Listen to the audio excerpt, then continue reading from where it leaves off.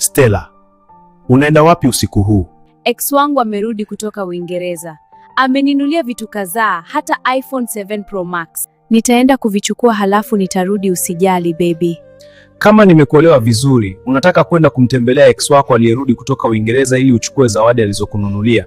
Baby, unaonekana kama hauniamini. Hakuna kitu chochote kingine kitakachoendelea mbali na hizo zawadi. Sijasema kuna kitu kingine kinaendelea.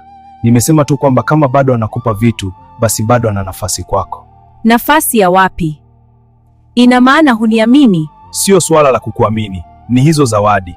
Lakini kama bado anakupa vitu, inaonyesha bado yupo karibu na wewe. Unafikiria sana. Tafadhali naondoka. Nitarudi. Nakupenda. Huoni kama unasahau kitu? Kitu gani? Mabegi yako yaliyobaki. Kwa nini? Si nilishakwambia kwamba nitakaa kwako na wewe siku 7 kisha ndo nitaondoka. Basi hizo siku 7 nenda ukae kwake. Kulikuwa na mawasiliano kabla ya hiyo zawadi na lazima kutakuwa na kitu baada ya hiyo zawadi. Kweli wewe ni mtu wa kujiona sana. Unaachana na mimi kwa sababu tu ex wangu ameninunulia zawadi. Ex mwenye kujali sana kweli. Yeye ni ex wangu, sio adui yangu. Bado ni rafiki yangu tu. Kwa nini unafanya jambo hili liwe kubwa sana?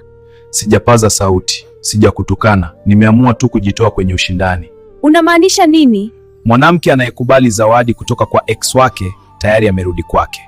Hiyo si kweli. Unazidisha mambo.